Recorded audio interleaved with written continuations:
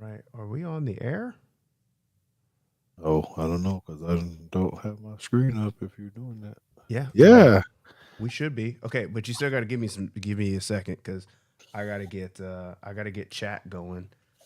Uh, so if you're here already, looking at our face. Um I'm cute. Ain't I? I'm oh cute. I'm lord. cute. Hold on. Let me get some lights so they can really see how cute All I right, I got to am. turn my light on too. You know what I'm saying? Sure. We're over here grinding, man. Getting Oh, stuff Michael ready for Kim's the in school. here. Mike Kim's ready to Yeah, go. so is Chemical Coyote. Oh, yeah. Way out in All east right. or west. Okay. We good. Whenever you. No, not yet. Chat's going. Yeah, see, look. Jill Meadows. Ooh, I got it on TV. All right. All right. Yeah. Well, let's do it. Let's do it then. Well, as soon as JT give me a some zeros up here, Oh, right. Yeah, I'm supposed to be. you Oh, flustered Jill today. Meadows is Chemical's mom. Look at that. It's a family affair. That's what I'm talking about. Roll Tide, everybody. Roll Tide. Okay, Okay. let me get your clock. Uh, I got to get organized over here. Well, while he's doing that, since we are on the air, and this is something I've been making sure I have to say, is happy birthday to my granddaughter. Hopefully, she's listening too. That would be. If she's listening, she's got her ear up against the wall right here because she's supposed to be going to bed. She is turned 4 today. Tinsley, Olivia, Teague. Happy birthday to you. I had a great time at your party this past weekend and looking forward to many, many more of those. Right now, we're going to talk about Teague's Take. Hey, this is going to be a great show for you guys. Our lineup kind of looks like this. We got some film review that we're going to do. We got to talk about takeaways of what we took from this last game, watch some of the Western Kentucky film, take a short little break. JT, I got the pursuit of the recruit for you. I know you don't have any idea what the topic is, and that's okay. I'm just gonna ask you a question, and Oh, okay. you got. I thought this was gonna be a dunk on Florida State week, but that's fine. Or dunk Well, on LSU. we might be able to do that too. Okay. Uh, then we'll make sure we talk about USF game. Okay. So we're gonna go ahead and let this show start right now.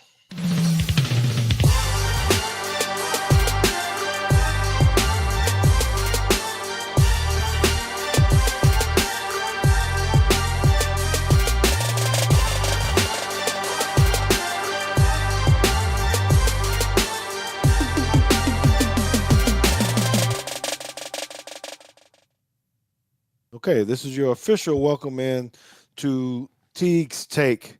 We're so happy to have you here. Please make sure that you hit the subscribe button, give us some likes, share with your friends. Thank you to all of you who are in on the Bama Standard as well, popping in. Man, we just love everybody for all the support that we get. It's great to be able to talk about Alabama football and the success that they're currently having. And we're going to dive into that. Before we get into that, though, I just need to give you guys a really quick run out, super quick.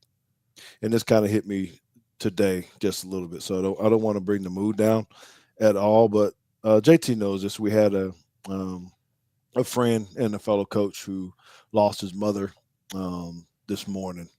I won't put his name. I don't know if he wants us to share it with everybody or whatnot, but it just made me think of, what our moms mean to us and how we take it for granted sometimes. Sometimes our relationships are sour, sometimes they're tough, sometimes they're um, very great and everything. It doesn't really matter. I know when you lose your mom, um, how that plays on you. And I can say that because I lost my mom many years ago.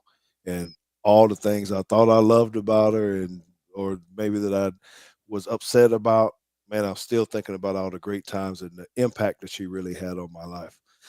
So you need to make sure that regardless of what your relationship is with your mom, it's going to impact you one day when she ain't here. All right. So let me bring in my man, the I don't know, maybe he feels old because his kid is now 4 years old. Does that make you feel old, JT? Potentially, just I can't hear you at all, brother. I said I'm not old. I'm not the oldest in the house, so I'm not old.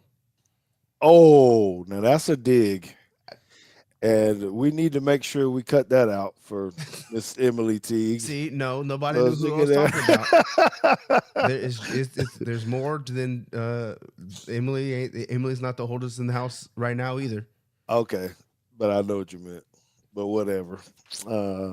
So what do you think about this game, JT? A little bit. Just some of your initial takeaways before we dive into the film and all that.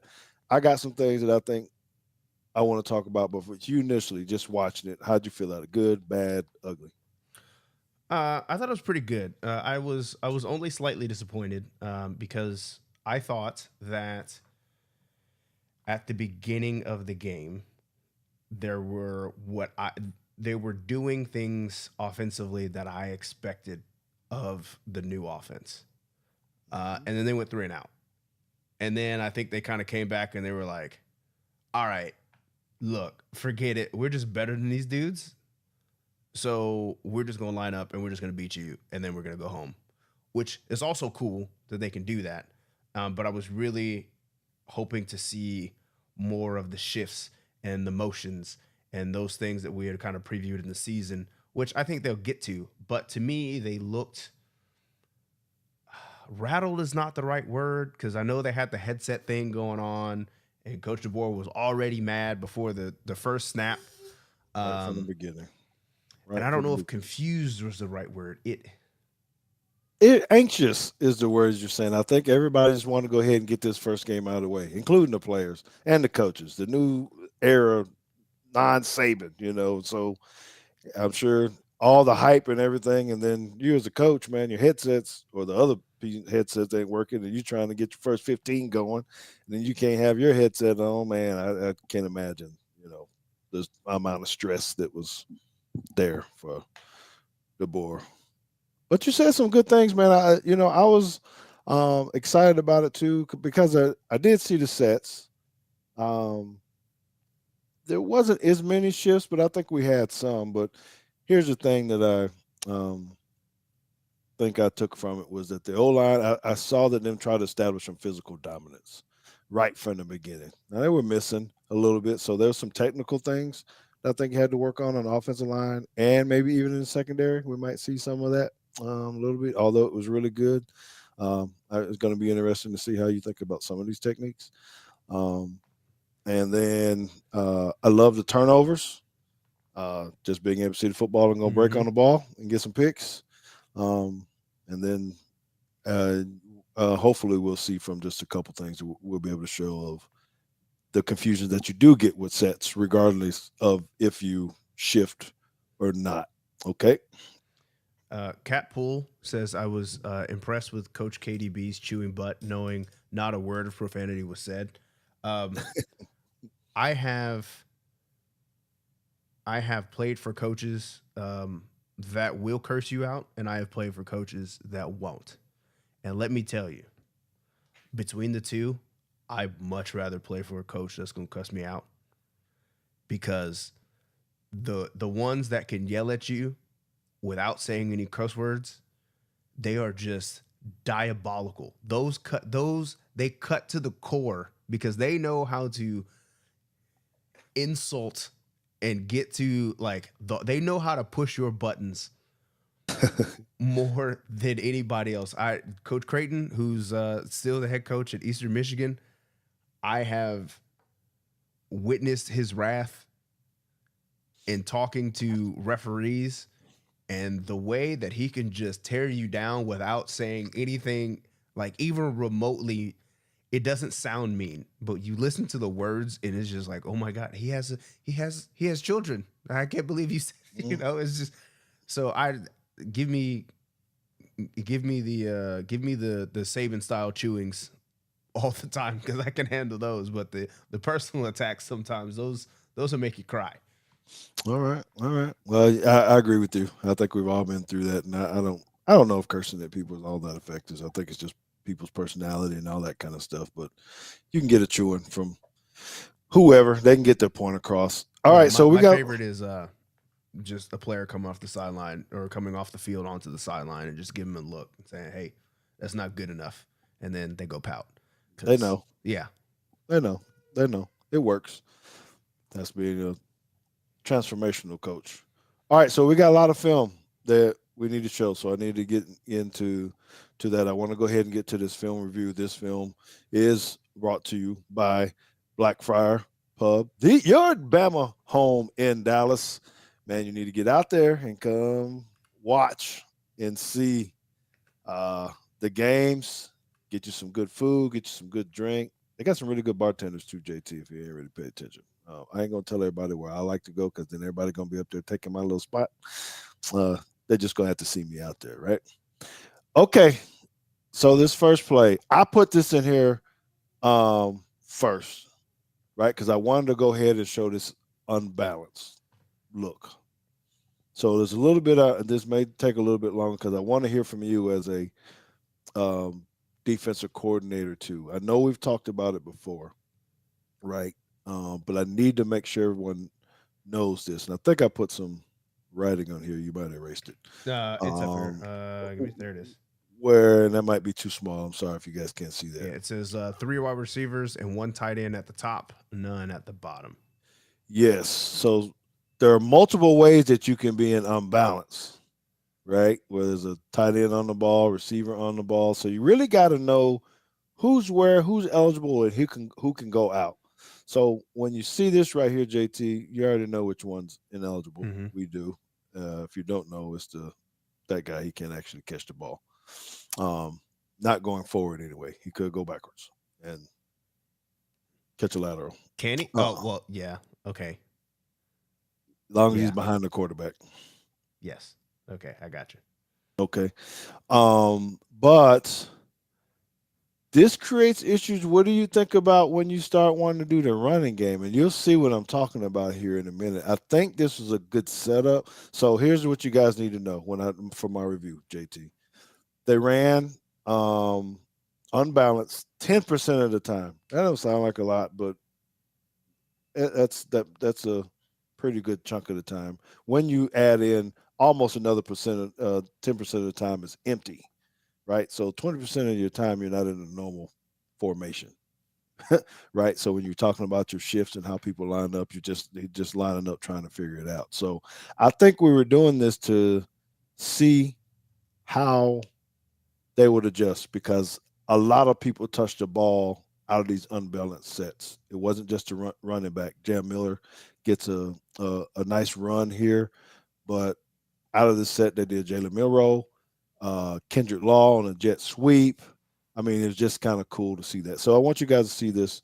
Let this one run, JT. Then you can kind of talk about it from a Oh, defensive you drew on standpoint. this for real. Look at you. Uh, I told you so. You got the tight end coming back for a kick.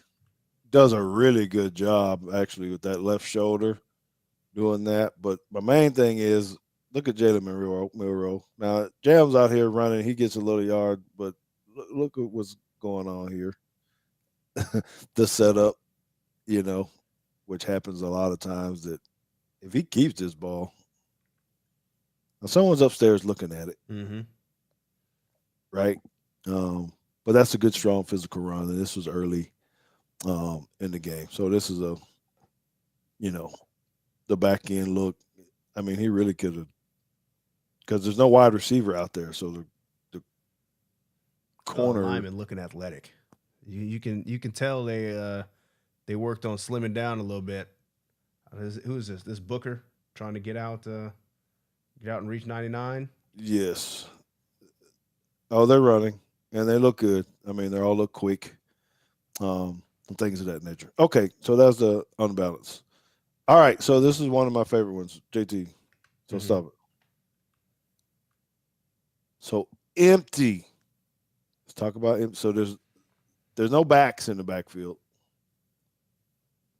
but there's so many ways you can get it empty. You can get it empty with four wide receivers and a running back. Take him out. You can be in 11. Then you got a running back. Now you got two tight ends, three wide outs, or is this two tight ends? This is two tight ends, two wide Yeah, receivers, this is and a running back. 20 personnel. You can also be in zero, I guess, a double zero, where it's just five actual receivers. Yes. So, but when you have this right here, now you basically got a double tight set, and it's empty, and you got to cover up all them gaps because you got a quarterback that can run the ball. It's just this is a nightmare. I'd be so upset. Uh, Like I don't get paid enough to solve these problems.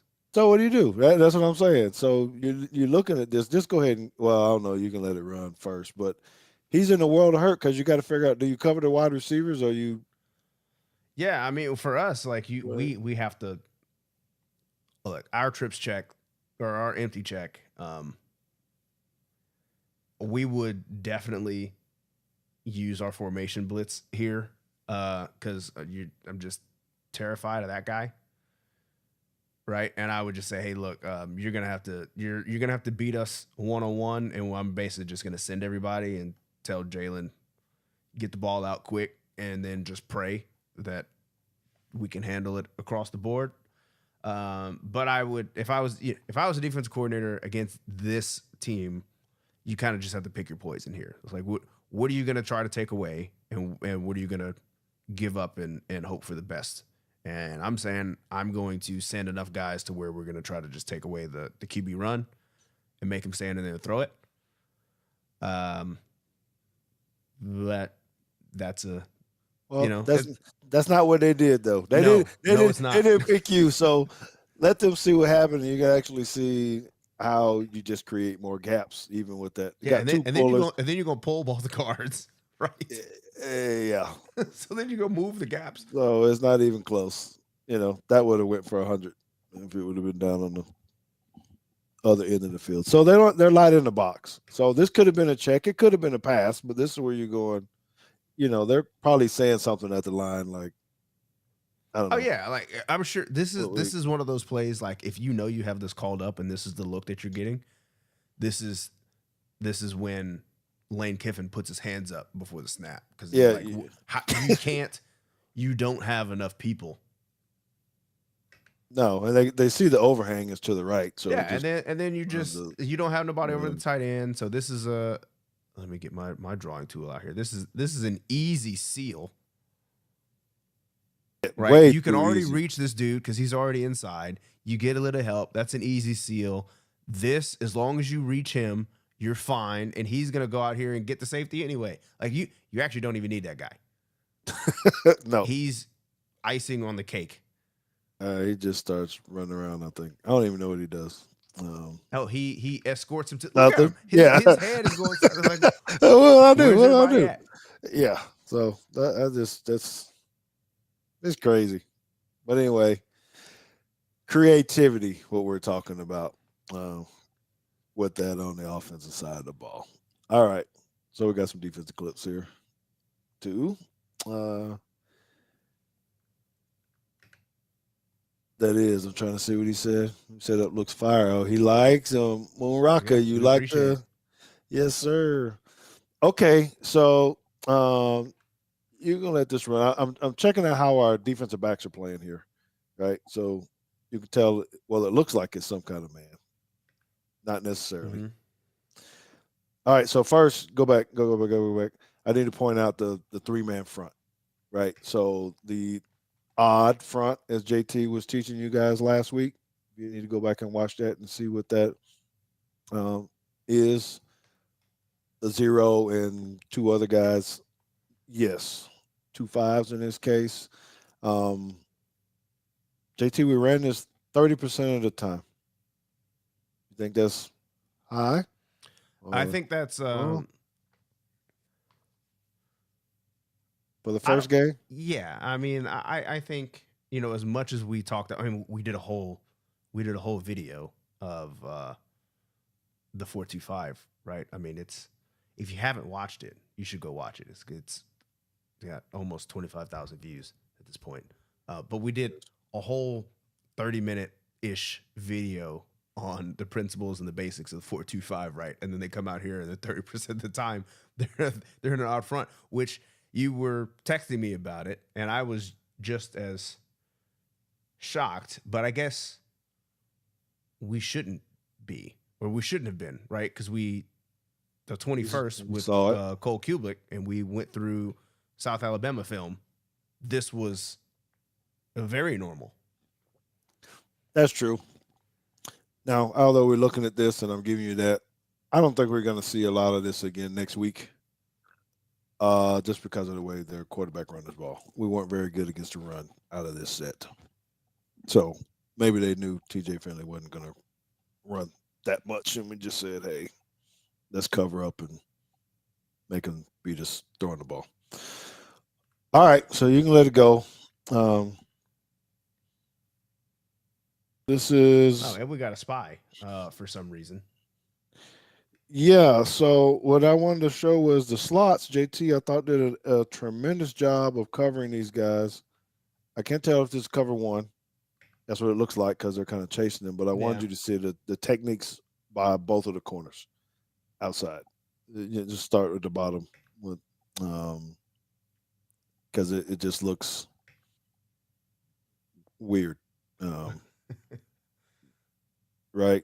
So this is my one thing I'm saying we got to get better in because both of them almost started to turn inside at the top, and Walkway flipped his hips and got himself back in order, but it looks like cover one.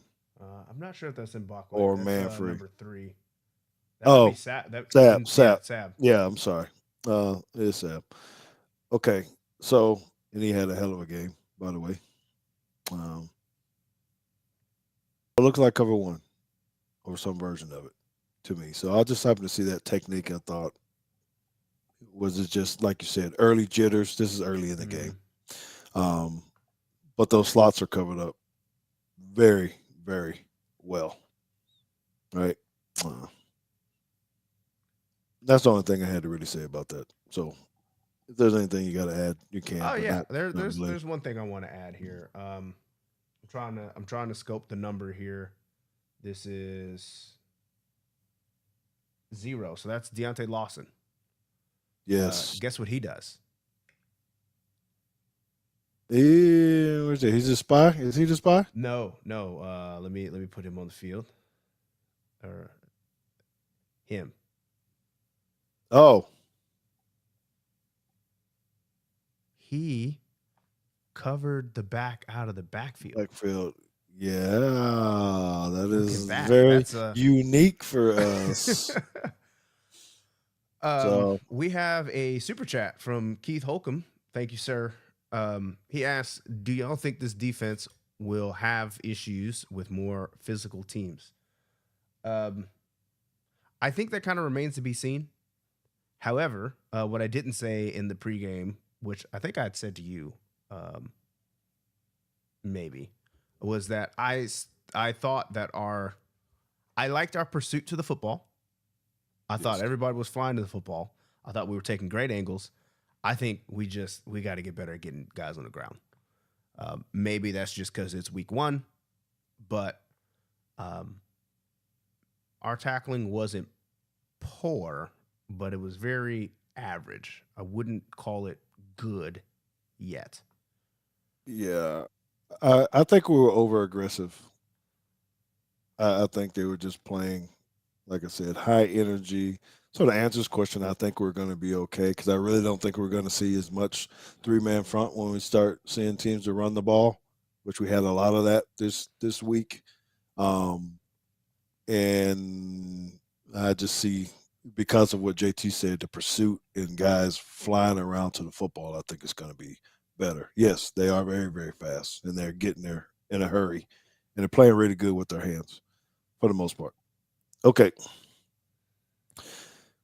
So,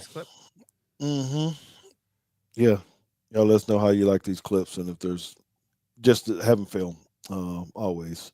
So a lot of these I had in here with 3-man just because it was a high percentage. There are some with 4-man, but a lot of these have to do with coverage at this point because you were talking about Deontay Lawson and eyes. So there's one clip on here, but this one I actually wanted you to see the technique up top. This is how you break on an out route. No, that's beautiful. and go. Now he's kind of undercuts it a little bit, but when you're looking for DBs who are, Well, not it wasting shows steps. confidence, right? Like you're.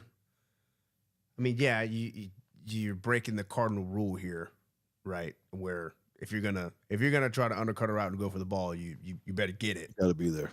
Yes. But you know, with the amount Wow. of young guys that we have in the secondary right now, the confidence. I mean, that is Mbakwe. That's a true freshman, And that's really good. right? Yeah, and Wow. he's like, yeah, I'm gonna go get it, and he'll learn.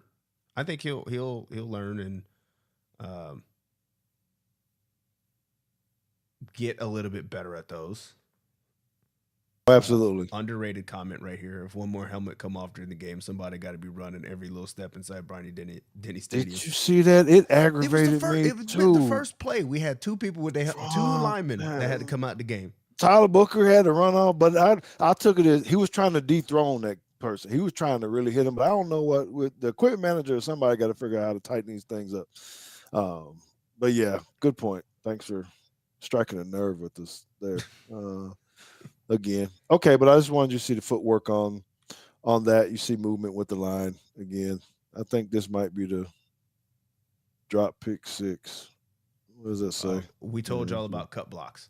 Oh yeah, we told y'all about cut blocks. So I felt like we hit a lot of things on the head in our film preview, of scouting well. And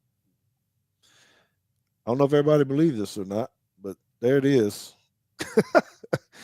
Still don't necessarily understand it. Yeah. So this right here, this kind of stuff right here is what I was talking about, Keith. To go back to your question, with the tackling, is because like we're legit just not wrapping up. We're just trying to hit stick people, and this is something that should go for no yards.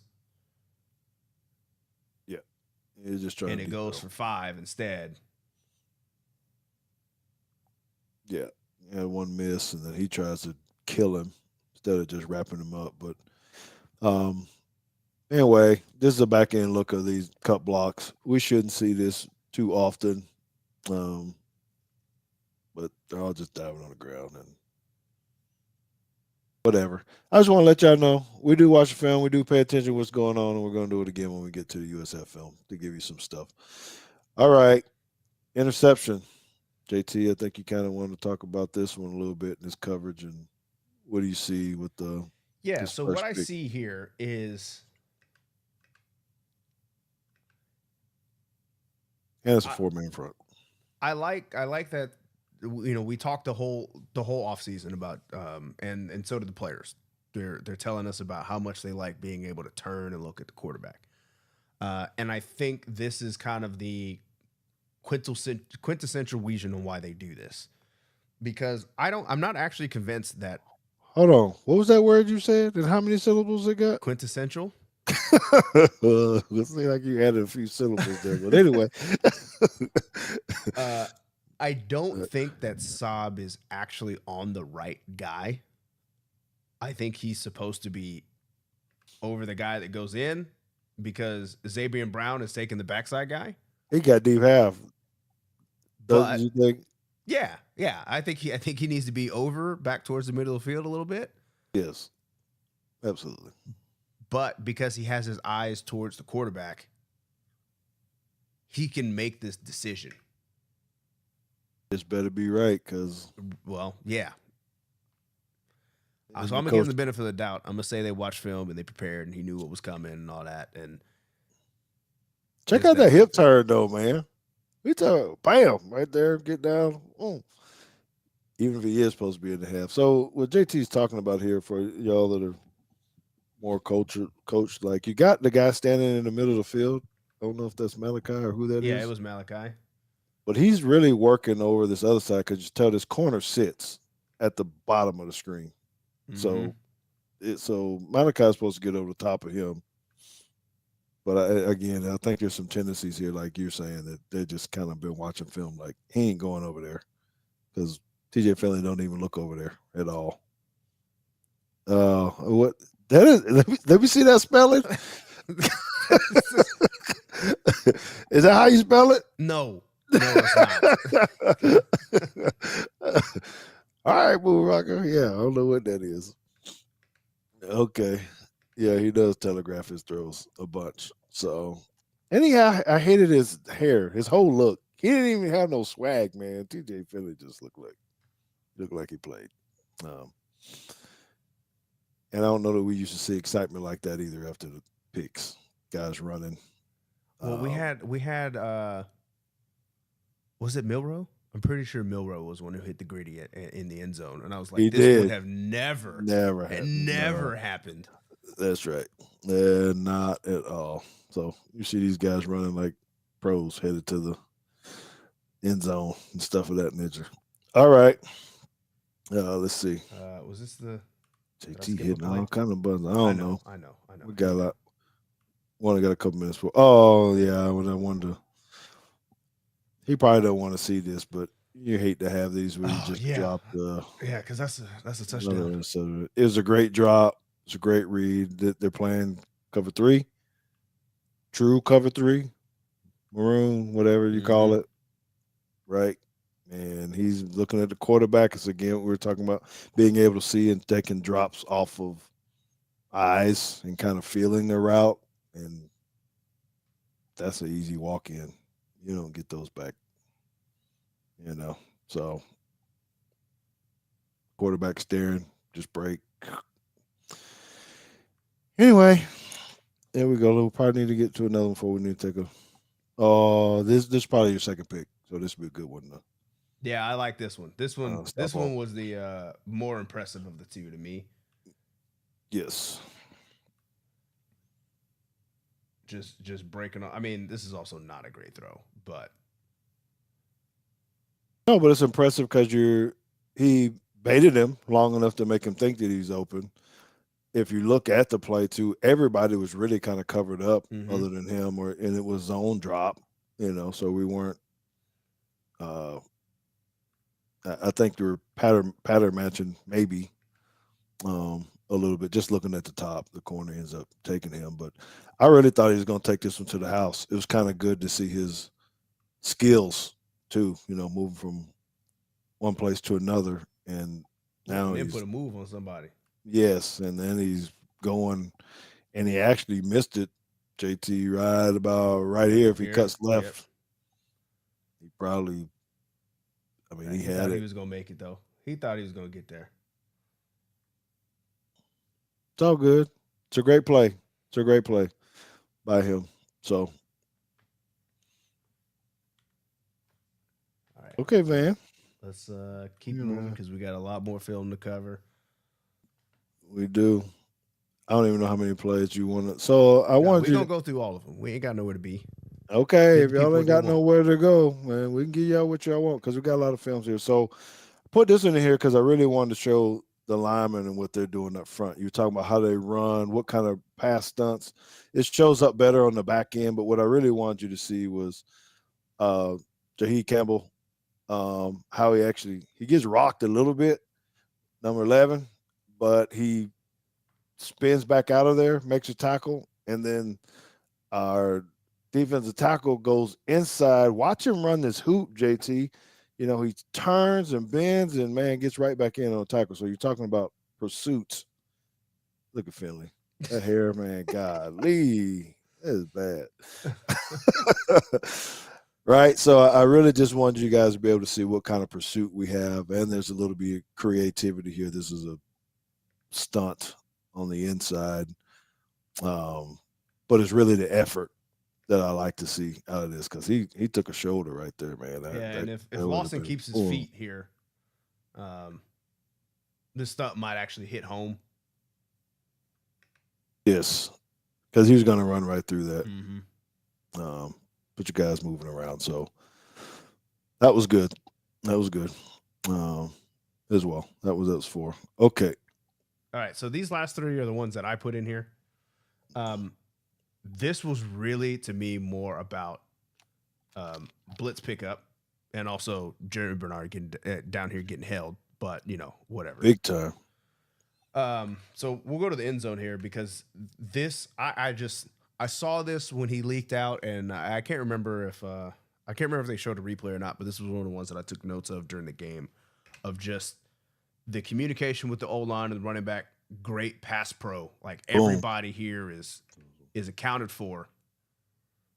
I thought he was going for 90 yards touchdown. As soon as he took off, I thought it was like, oh, it's touchdown.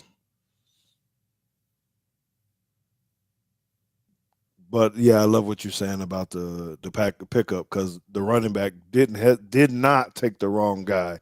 It would have been easy for him to try to stay inside and take the first guy.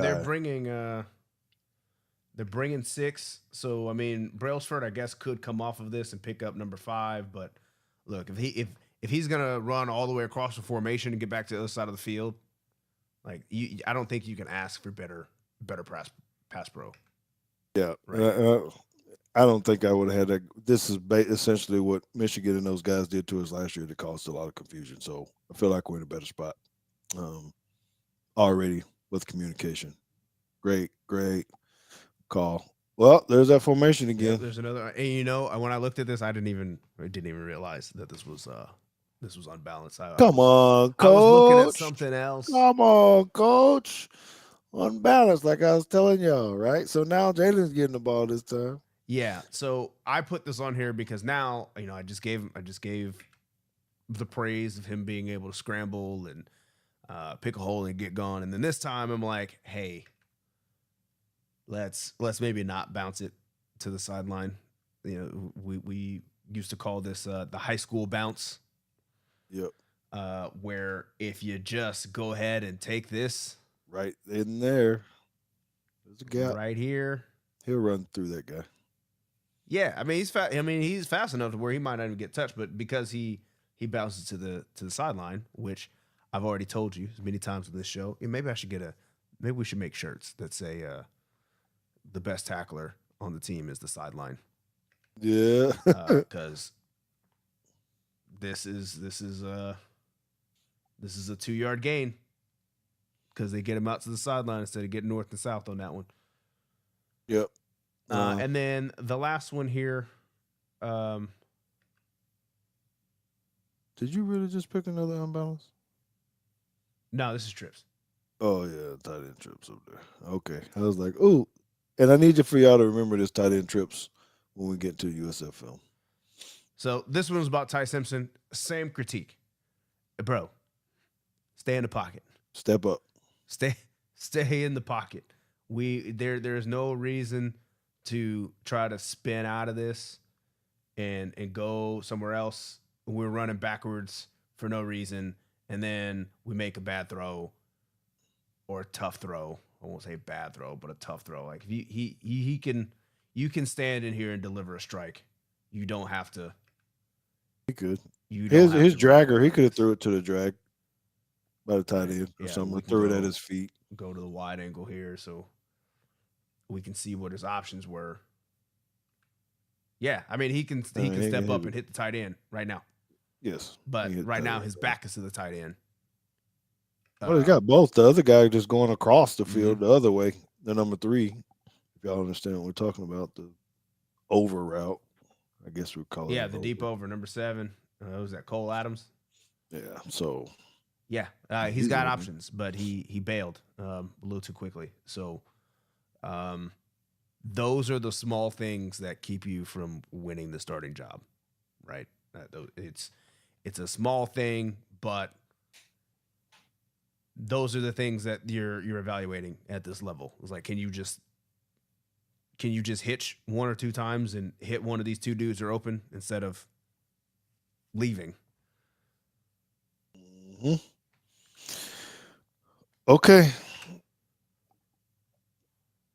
There another one? No, that's it. I'm trying to catch up on some comments here. From GM, do you think we showed all of our cards on defense and offense before the Georgia and Wisconsin game? Absolutely not. I don't think we showed anything in this game at all. Nope. I don't even know what we blitzed. Like blitz. Yeah, no, there. I don't think there were any hot pressures. No, And offense, we already talked about. We didn't so the shifts and motions you're going to see hadn't even really showed up like that. I don't think the run game was really kind of simple. I mean, I don't even know if we really saw any traps. I think we saw zone and a few other little things. None of the powers. Yeah, no, there wasn't a whole lot. Um, all right, so hold on, let me look at the run sheet here because you wrote all this stuff up. Are we behind? Or are we? Yeah. No, we're 8 minutes back, so we need to take a break. Okay. Well, No, just want to give it a shout out to Keith Holcomb one more time for the super chat. Thank you. We really appreciate it. It does help the show out. The $5 is definitely going to go to things like more film like this, so that we can continue to acquire this firsthand. I can't reveal our sources, but that's right. it does not go unnoticed. So help us out. Anytime you want to give us one of them little $5, make you holler. Come on, let's do it. All right. Well, Do it. speaking of $5, let's play some bills.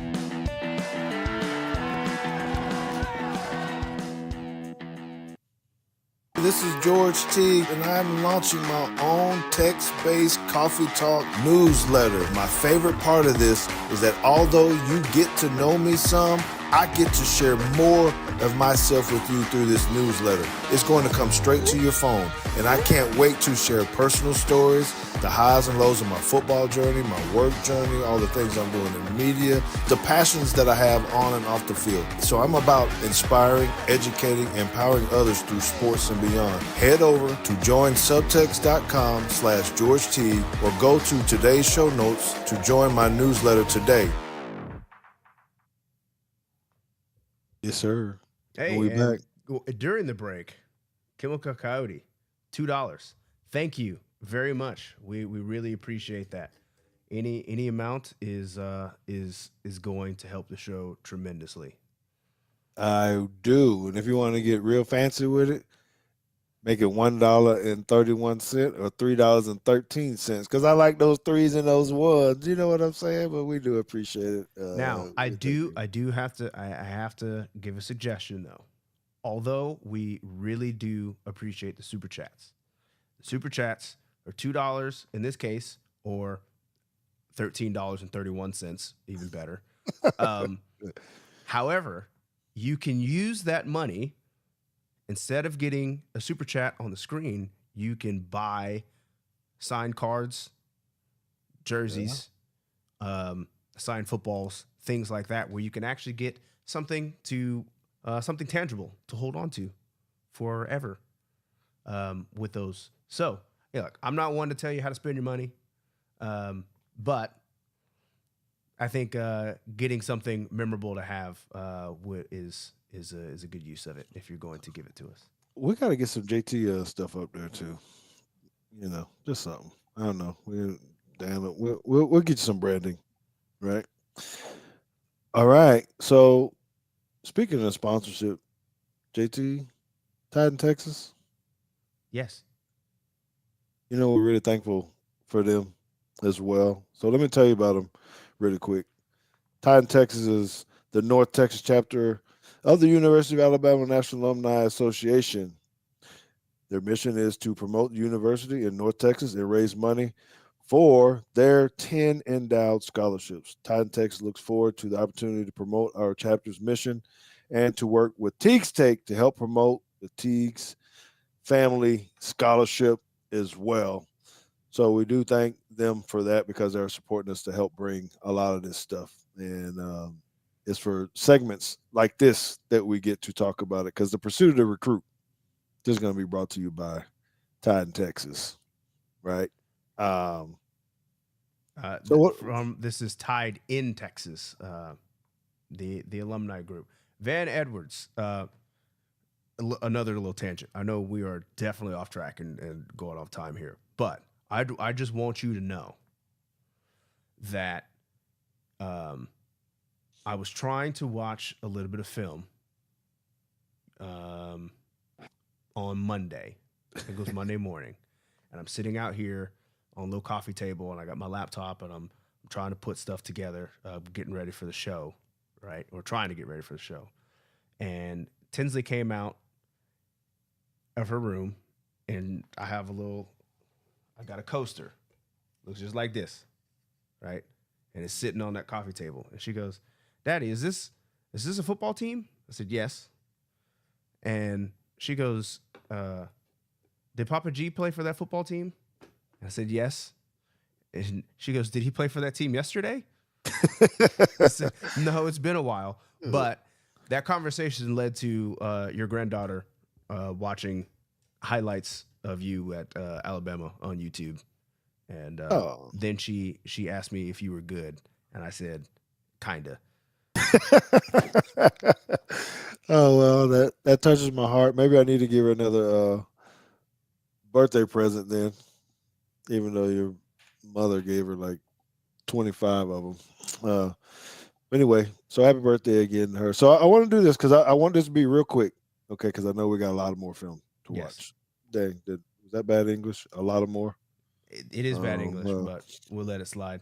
And Lance Hunter's daughter apparently went to Bama and went to JP2. So, small world. Glad you found us. Yes, sir. Yes, sir. Glad you're here. So I just wanted to give you a quick take on this new rules with the scholarships. Is it good? You know how they're maxing out more scholarships, less other things. Just a quick little something. Do you think it's going to be? Is this going to lead to more problems, or is it just good? Are teams going to go away? You know, because everybody's not going to be able to give everybody scholarships, full scholarships for every sport across the university. You know what I'm talking about? So, what do you think? Is it good for us or bad for us? NCAA. I mean, I think it's good for the athlete just in general. Like now, like if I think there's a couple ways that this can cut, and I'm sure there's bad ways. You just brought this on me, so you're getting That's thoughts live. I hadn't given this any thought at all. Yeah, there was no preempt to this. I think it's good because everybody has the opportunity to earn a scholarship, right? Just because you are the 86th guy on the roster doesn't mean now you have to go penniless. Yes. That being said, if you are the 86th guy on the roster and you know they don't have to go penniless and that they aren't bumping up against their means for a program, that also kind of lets you know where you stand in the eyes of the program, right? Because before they could kind of gaslight you and say, well, we got 85 other guys. Like, what, you want a scholarship? So which one of your teammates do you want me to take a scholarship from so you can have one? And now you can just say, hey, well, I know you got one to give. This is Alabama or Ohio State or whatever. Y'all got, if you really wanted me here, you could put me on. I don't have to pay my way and just play here. Yep, that's true. So as we were talking about with the National Women's Soccer League, that article that you sent me, where they were kind of trying to put the onus on the teams to say, hey, you need to make yourself appealing for people to come play for. Now, I think that's kind of the same way. It's like you have to treat people all up and down the roster like they're worth something. I mean, maybe it's not a full scholarship, and if you think that it's only worth a partial, then at least we can all be upfront about it and be like, okay, well, I want to try to go get it paid for. Yeah, somewhere else. I think it's just going to cause some problems with the ones who don't have all the money for the full scholarships. I mean, it totally will. But as I've said long before this, there are a lot of teams that participate at the FBS level that have no business participating at the FBS level. Yep. Entire conferences, I think, should not be holding the FBS banner and claiming to roll with the big boys. Well, it's gonna hurt them. So, all right, good take. And I see her. Thank you, Chemical Coyote, for the banter. We do appreciate it as well. And yes, a lot of more is a really a good word. Maybe I need to put that on. Salik J says that we should have JT bobbleheads. You know, I think that is not a terrible idea. Oh, okay. Maybe not green and gold or red and white, considering all the teams that I played for have all been blue and white. Yep, that's true. But, that's true. Oh, you pretend like you're a Cowboys fan now and do that, since we got the whole family in on it. But okay, we got to get some more film, JT. Blackfire said we need to show a little bit more film. Don't forget, there are your Bama home once you come here to Dallas. Y'all going to be coming in for the Oklahoma game, right? You might as well shoot on through here, get some good food, good drink, but we need to talk about USF and what they got going on. So I think this is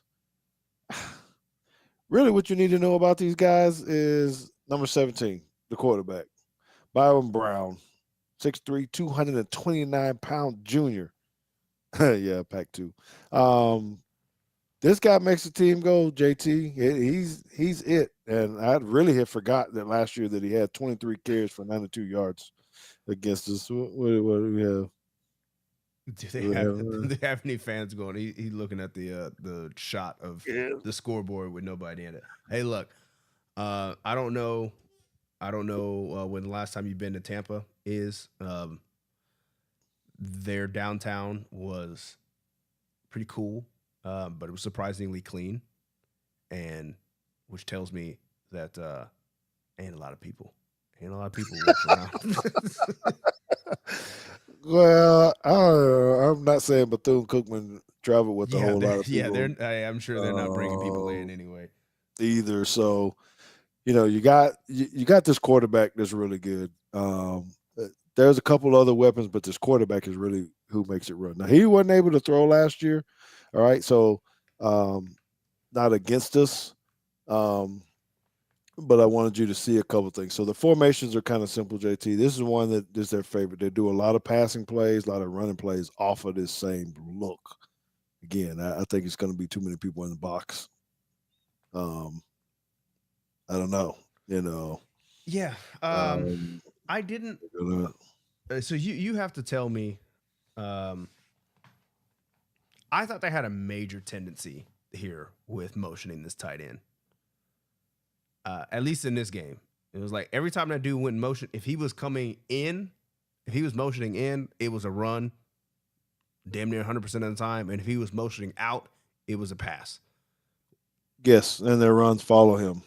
Is that if you're asking your linebacker where the ball's going, he's not really doing any cross stuff like we do. It's inside, and the running backs coming behind you. The thing is, just on that is you can see the quarterback has an option to keep it.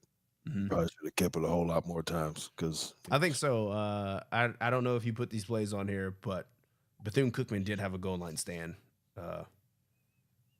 No, that's not in there. They got down to the goal line and they tried to do bully football, which I thought.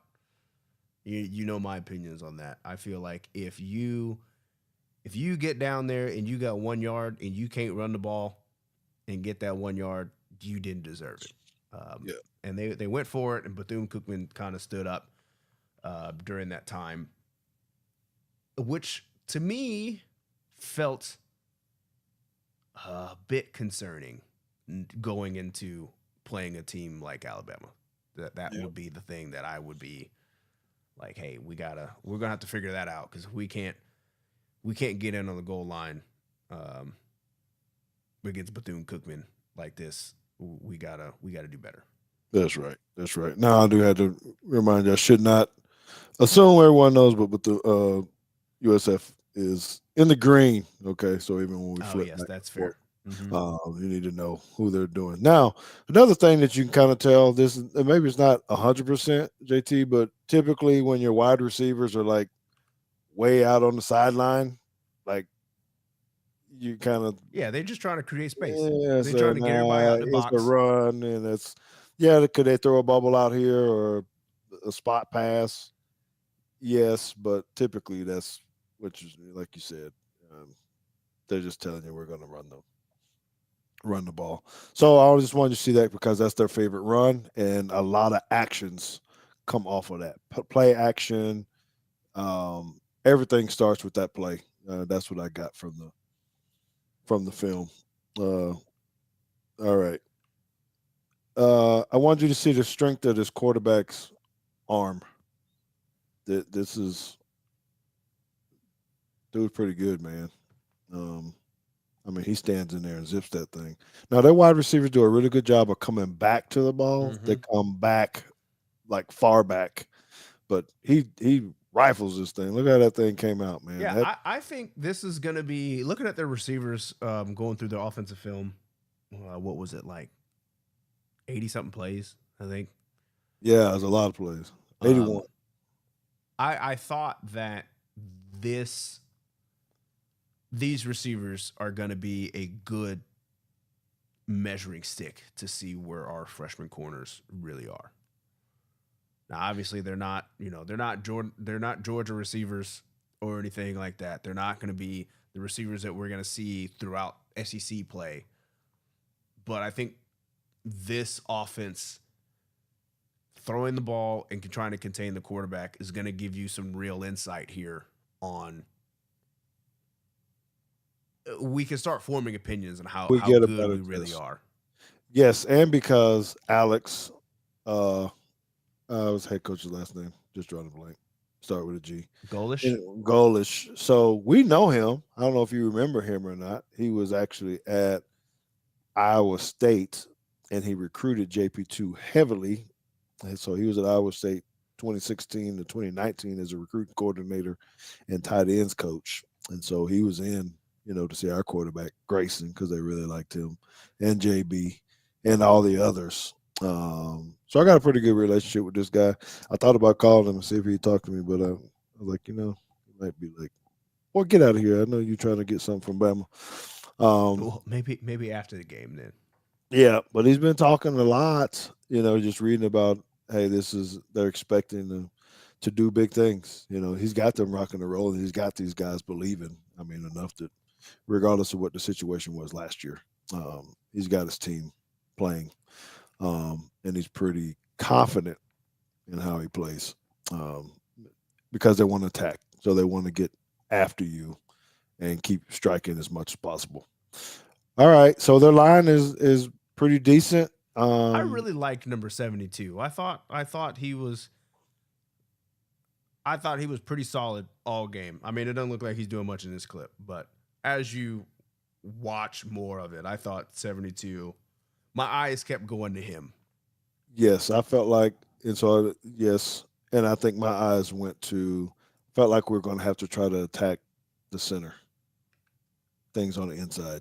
Um, and he's still pretty good, but I think he was the weakest link. I think he would get off balance a little bit trying to snap it. He's not quite as fast as the other guys. All right, so I put this one in. It shows two things.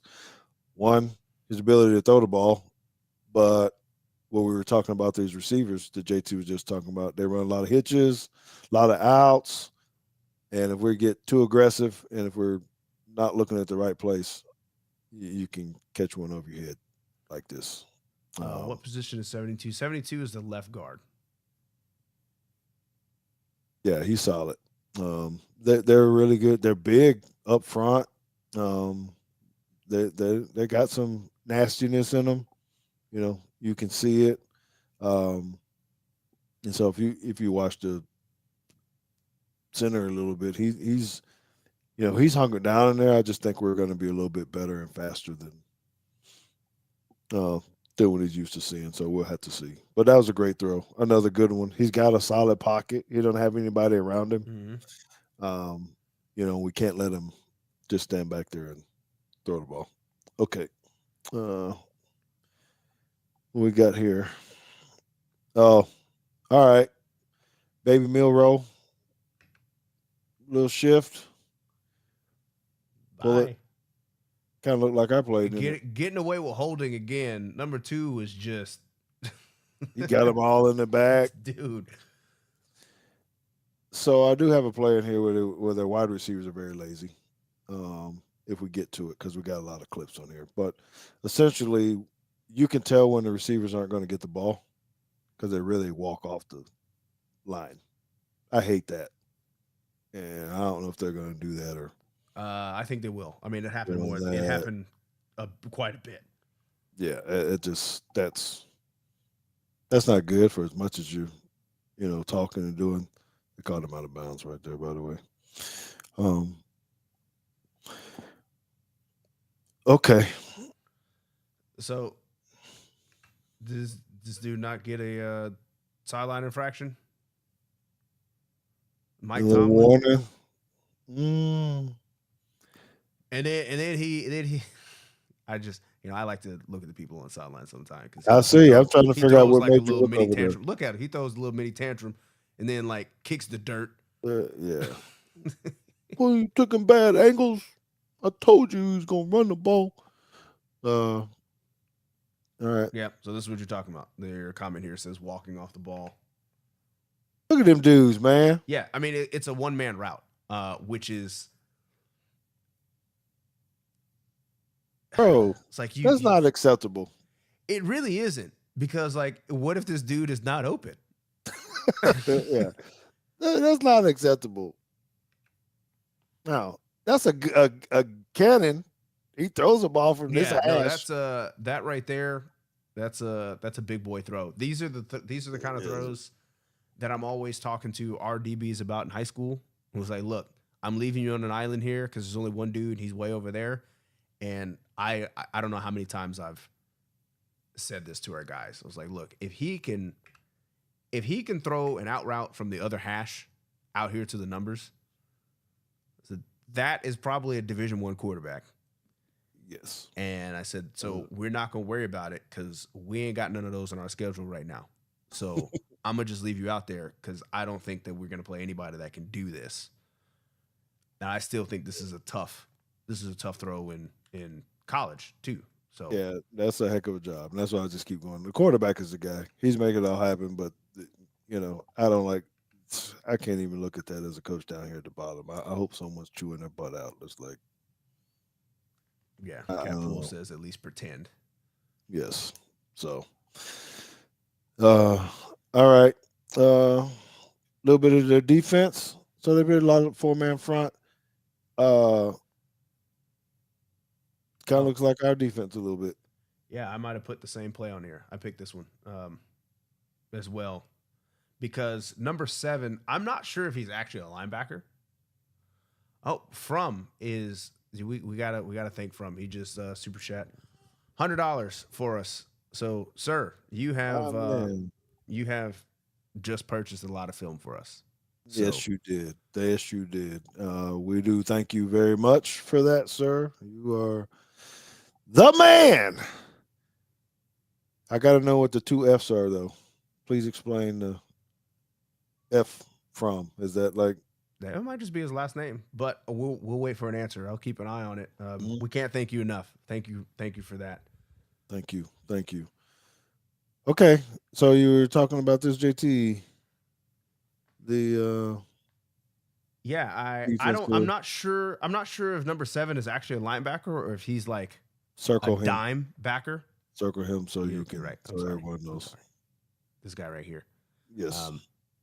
Because he was all over the place. Yes. No, I think he was the guy on defense that I was like, hey, we got to know where this guy is. They got guys flying around. They come angry, and that's what he's talking about. What he preaches and everything that I was reading and watching. Yes, sir, Van.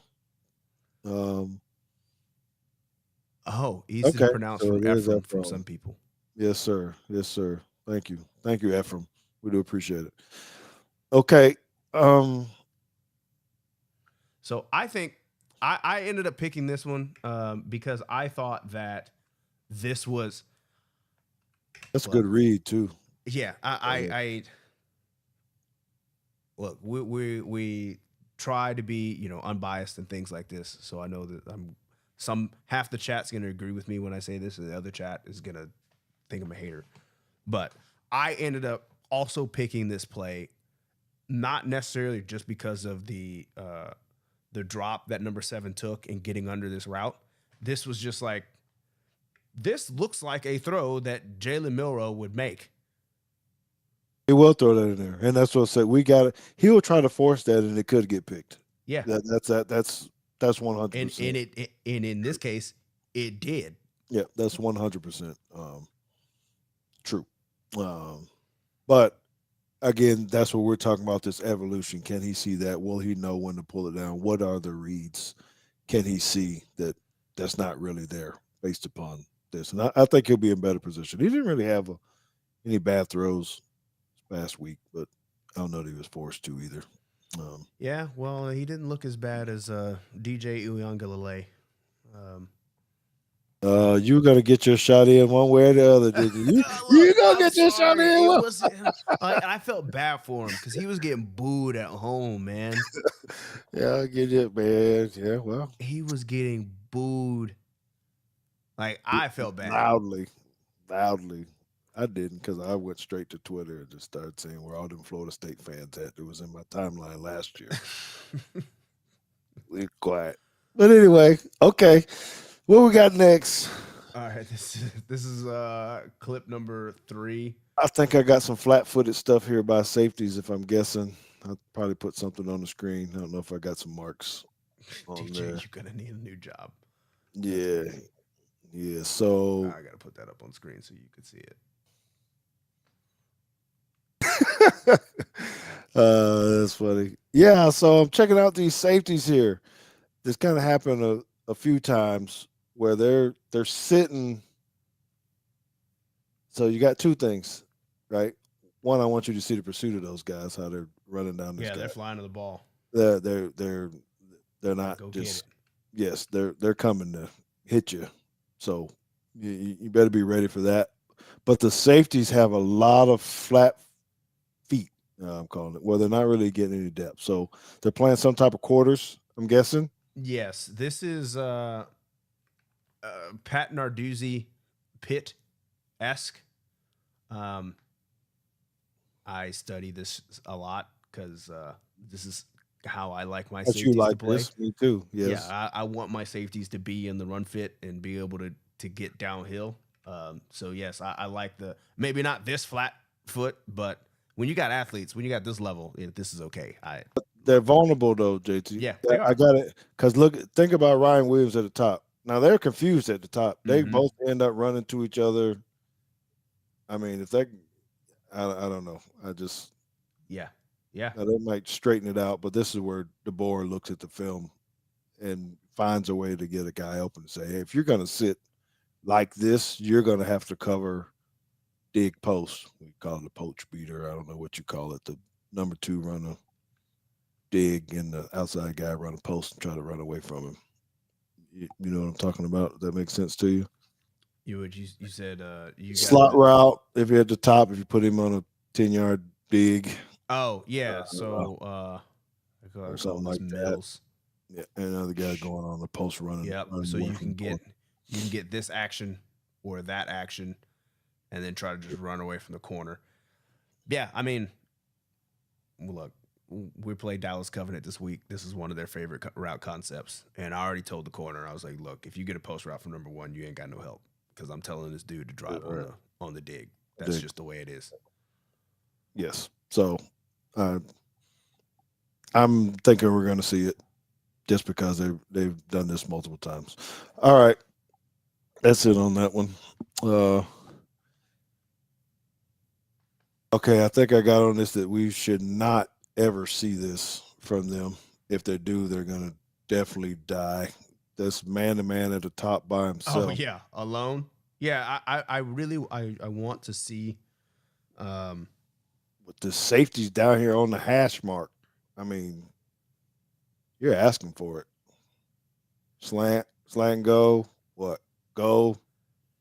Yeah, I want to see what our young guys are going to do with this if they get this look, because it's quite ridiculous, actually. And this is common for them to do. Now, maybe it's because it was Bethune-Cookman. Maybe they said, "Hey, we can just go ahead and match up with these guys," and maybe they're not going to. Didn't you tell me about one time you were playing somebody, one of the major D1s, and you're like, "Why are we playing man?" Or "Why am I going to press up on this guy?" I can't remember. It's They some funny story they you no, told me the this was when we were asked to go down and take this cash game Oh for yeah, Texas A&M back when Johnny Manziel and how am I forgetting this dude's name? Mike Evans were down there, and I was playing corner at the time, and I was like, "Look, Mike Evans is 6'5". Um, I don't know who, because I legitimately remember sitting in the room with all of our DBs, and I looked and I was like, so who's got Mike Evans? Because like Michael Lahart, I love you, but bro, you ain't. yeah, yeah. Okay, so that was the main thing. Is this is one of the favorite defenses in this game? I don't know if we're going to get it. I think they'd be kind of crazy to do it, but it's one of their favorite defenses, so I need to put that on there. Cover one, manned up. If you look at the inside guys, you can go to the next one. Okay, But those interior guys are pretty stinking salty. So if you want to know if we're going to get challenged, I think this is good because their two defensive tackles are good. So I yeah, put I think this they're in pretty here good. for that. Look at the good. Well, when you go to the end zone, Okay, then you just look at the string. Number zeros on the left. Yeah, I think I got an arrow that just went to him. Um, and the other number, I don't know if that's number 3 on the right, but the main thing is I wanted you to see number 0 and his reach and his strength, and he's just, I mean, he barely missed a running back, but he does mm-hmm. this the whole game. He's just mauling people. He's uh 6'2", 315 pounds, and he can run. Uh, so we're gonna have our work cut out uh with him. The other guy, number 3, he's 6'1", 280 pounds. Uh, okay. I think we only got a few more clips. I'm not sure. Yeah, and I think the last are in mine. So this one you put here, you put on here. Um, Oh, the run. Um, all right. So this is really to say how we can exploit them. So they didn't do a good job. If you look at their two guards who were supposed to get both of those linebackers, they yeah, whiffed. that was weak. But we have this run. This is our running play, our zone, inside zone. But I think our guys will. Is this belly? I mean, you get a kick out and a. Yes. Yeah. So, but if they get them, the wide receivers are blocks. He's one on one with the safety, Jam or Mhm. Justin Haynes or anybody. If they block those two guys right there, I mean, they got them. They just, I don't know what the lineman's doing. But Yeah, still, we talk about taking great angles on defense. You got to take good angles on offense too. all right, those are mine. Okay, so this is one that I picked just because. Oh, this is not the clip that I thought. So hold on, let me run this through and. Oh, I put this one in here. Another deal for the quarterback. You probably moved it. What he's throwing off the back foot, JT, And it's still a strike. and it's a strike on the out. That's really I want to see that this guy is he's legit. I know we've been talking about him already, but this is just another one that you see him when we were talking about Ty, wanting him to stand in the pocket, Mm-hmm. not bail out and all this. Is he stands in there and takes it, but that thing is a dime. you know, what pressure in your face. So Okay, okay, this is the one I put in here because I was like, look, if because they did this a couple of times, and this is why I texted you. Know, it's like Bethune Cookman is driving me absolutely insane mm-hmm. with their decision. I don't know the Jill Meadows, thank you again for the $10, or thank you for the first time, the $10. We are glad that you're enjoying the show. We Thank you, Jill. can't thank you guys enough. Yes, we really, really appreciate it. More than you know. More than you know. Thank you. Means a lot to us. I felt like at some point the Bethune-Cookman coaching staff was just like randomly calling stuff. Because this is what I saw. This is the first thing I noticed when they got out into like a true trip set. Is there? This is now a 5-man box. 5 in the box. Got to run the ball. Oh, that's not a good circle at all. Oh, you use. Yeah, I used the wrong. I used the wrong. Here we go. Drawing the wrong spot. Still not a good circle. Anyway, you get the point. There's 5 people in the box. There's an extra guy that you got to account for right here, who's going to try to fit. But we are good enough. Our line is good enough to where we should be able to, against this look, we should be able to run the ball all day, especially when you got a mobile quarterback like Jalen Milroe. Yeah, because you got an extra blocker potentially with the running back too, who could pick him up. So it baffled me why they did not go back to this more. They being Bethune-Cookman just didn't feel the need to try to. I think they did this one time and they were like, "Oh, the QB draw didn't work. All right, we're not going back to it." Then they started putting. Then they brought tight ends in the game, right? And from there, they were just inviting more people into the box, and they couldn't do it. So, oh yeah, saw this one. I remember it. Right. So then this is like what they end up doing for the rest of the game, and this is kind of where you can see how good USF defensive line is, because it's just chaos. Yes. They reestablish the line of scrimmage. They get in here and there's nowhere to go. Most guys take up double teams though. If you look at number 0 and the other guys, when we were talking about those interior guys, I mean they're taking up 2 blockers. Yes. And then on the back end, we're getting excellent coverage from number 10, which I'm not sure if he's a corner or not. But again, this is just more like the challenge of that of our young corner or young receivers against these corners. I want to see, how well they're progressing and how well they can handle this, because this is excellent technique by number 10. He's got his eyes on the quarterback the whole time. And I mean, even down at the bottom, this is just it's good stuff. It is good. It's really good. I mean, I think we're up for a challenge. I still think we win the game. I think we're going to overtake them. I don't think it's going to be the same game as last year, just because I think we're better at this point. I think Jalen Milroe's mindset is going to be different. Obviously a whole lot more experience. So I just think that he does more to help us overtake these guys. I don't think they're going to be strong enough on the offense. I think we're going to have to make sure Byron doesn't run all over the place. And I don't think they'll be able to throw all over the place like they, feel like they can, because I don't think they're. I think we're far more superior in that sense. We just got to make sure we don't let them get loose on the run. So I'm really interested at JT to see how they're going to try to stop the quarterback run, because that has to be part of their scheme. It's going to have to be. Otherwise, just that little ISO or whatever that little thing they're running, that ain't going to cut it. Yeah, that's not going to be enough. They're not going to cut it. That's not going to cut it. So,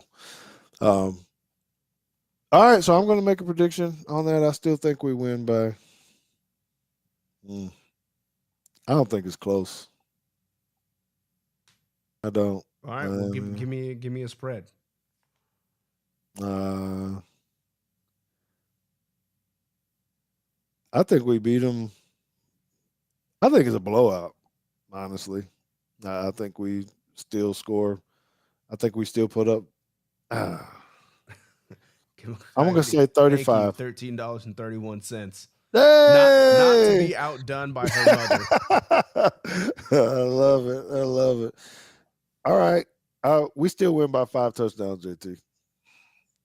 5 touchdowns. Okay, so you're Uh, saying 35. 35. Yes. What's Okay. the spread? What's the spread? Spread. Let's see. Um, if anybody in the chat knows, get it to me before I Google it, because that's literally what I'm about to do. Yeah, me too. It's got to be. If they say it's any closer than that, I'm gonna be a little upset. Maybe. 31. Will I don't know if he's telling me that's his prediction. Yes. Okay. So Whitwill Sports has it 31 points. The line is 30 and a half. So I took the over. Yeah, I'm taking the over too. So let's see. Whitwill Sports says 63-3. Neil says 42-7. RMF Tide says 42-13. Van Hey, Edwards 56-13. Look at that. yeah, there you go, RMF. Um, So everybody's about the same except for Jill Whitwell. Title 42 towel. to 3. Jill, oh, she's close. I was gonna say Bama by 41. She's got it at 39. There is for those of you that participate in the Discord, there is an Alabama Discord where they do this every week. They ask for your prediction on how much Alabama will win by, and then they give you a tiebreaker question. And I think the tiebreaker question is how many receiving yards is Jem Miller going to have? Haven't figured that out yet, but I'm going to stick with my Bama by Receiving 41. yards? Yeah, receiving yards. I'm going Bama Zero. minus 41. Okay. Well, this will be my tiebreaker. Then this will be it. We can wrap it up. How many turnovers do we have on defense? Do we create this time? Had 2 last week. So more, even. Yeah, I'm gonna say Yes. even. I can see 2 more.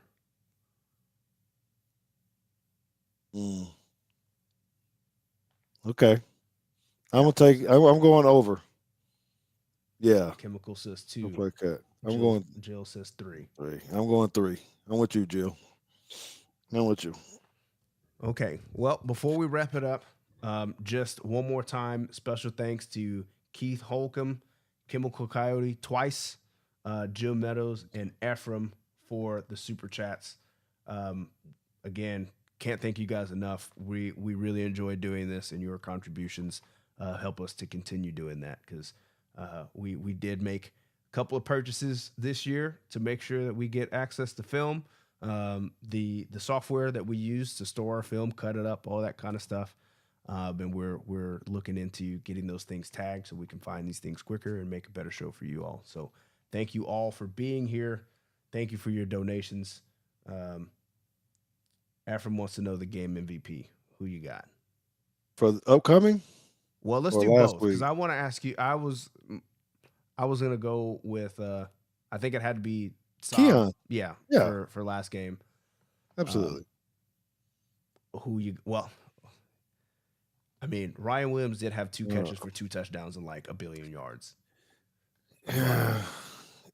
Yeah, but and he's 17.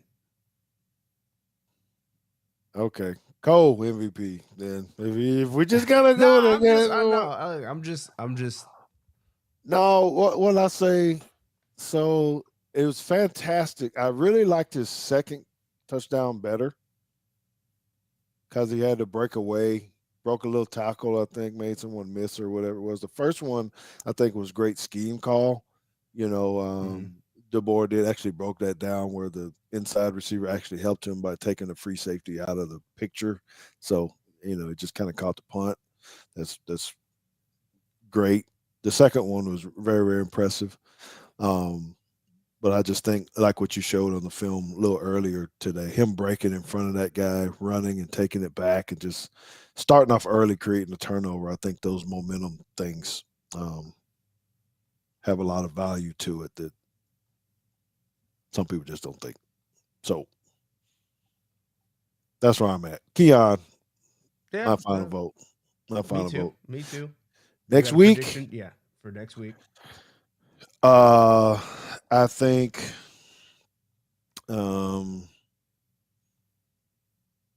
our running game is going to have to take over. So I'm going to go. If I had to predict it, I think is Jam Miller has a big one with rushing. I think he goes over 150 yards. Oh, it's a lot of yards rushing.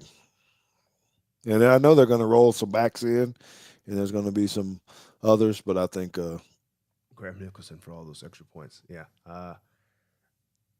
Okay. Well, I got to pick someone else now because you picked took Jam yours? Miller. Yeah. You thought I was going to go on defense?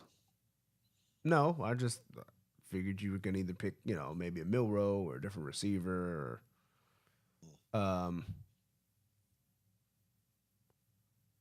right, I'll go with a dark horse. I'm gonna go with Kendrick Law. Oh, I think they're gonna be bold enough to where they think they're gonna be able to actually play some cover one, and they're just gonna try to get after Jalen. Dude's fast, and I think we can get some slants in there and just let him take off.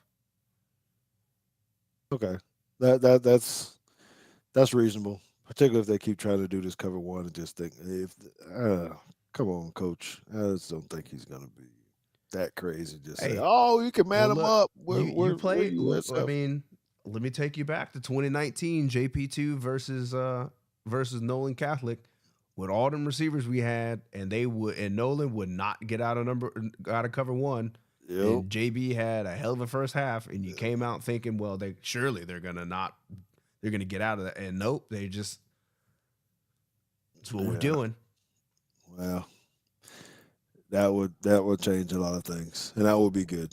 So it's going to be fun to watch. I think hopefully you guys have liked this show and what we brought to you guys. We apologize for us going over, but I think that you guys like the information that we're trying to bring, and we don't want to cut it short just by, I don't know, not giving you all the information that you need, past or future. So we're going to do this every single week. So next week, you're going to see us right here talking about this game, giving you the breakdown, the truth on what we actually think it is, and then we're going to talk about Wisconsin after that, right? Hit that subscribe button. Yes. Oh, go ahead. Subscribe. Tell a friend. Get them to subscribe. Hit the thumbs up. Do the bell. All those kind of things. Because we're going to cut this up for people who couldn't make it. You'll see those up on our channel, on the Teagues Take channel. So that you can share that. I don't know, post it to On3 or Roll Bama Roll or wherever, and get your friends in here. Tell them it's a good time. Maybe we'll have some bourbon next week. Oh, I like that. Yes. Okay. So, anyway, Chemical, we appreciate you. Thank you for bringing your mom in. We love you guys. Again, next week, 8:15. You gonna play my music so I know what's up here? You know what? I always just tell you play my theme song or whatever. Yes, because we're getting ready to get up out of here, and I go, hey. Jada gets mad when I do that. But anyway, we're gonna see you guys next Wednesday, 8:15 p.m. Central Time, right here. It's me, it's JT, and that's a Teagues Take. Peace.